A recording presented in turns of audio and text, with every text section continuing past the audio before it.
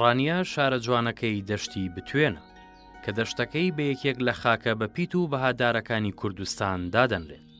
سەرباری دەشتە بە پیت و فراوانەکەی بە چیا و ڕووبار و دەریاچەی دووکان دەورە دراوە.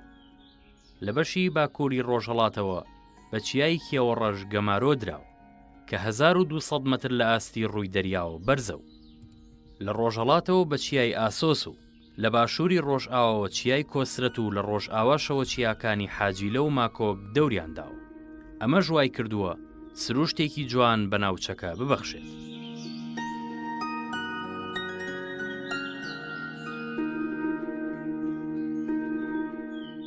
سروشتی ڕانیا یەکێکە لەو سروشتانەی کە لەسەر ئاستی کوردستان و لەسەر ئاستی عراقیشدا ناوەندێکی زۆر گەورەیە کە بە دەشتی بیتوێن بەناوبانگە.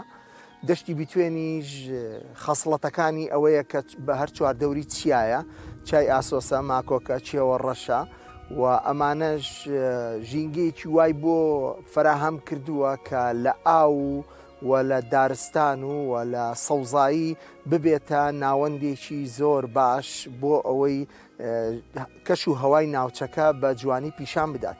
و لەگەڵ ئەوەشدا هەوڵ دراوە کە پێدەشتێکی زۆر گەورەی لە دامێنی چیاکاندا هەیەەوە ئەم پێدەشتەش بۆ ناوەندێکی کشت و کاڵکردن بەناوبانگە کە بە یەکێک لە دەشتە بە پیتەکان لەسەر ئاستی کوردستان و عراق بەناوبانگە کە ئەویش دەشتی بیتوێنە کە سەوزایی و کشت و کاڵێکی زۆری لێ دەکرێت ساڵانە بەتایبەتی لە مانتیقەی قولەی کانیماران و سەر و چاوە و ئاوی قولە و لە هەمان کاتیشدا ئاوی دەربەندی لێیە کە بە زەی بچووک بەناوبانگە ئەمانەش بوونەتە هۆی ئەوەی کە ئەم خەسڵەتە ژینگەیە جوانە بە ناوچەکە ببەخشێت بەتایبەتی بە شاری ڕانیە و دەوروبەری.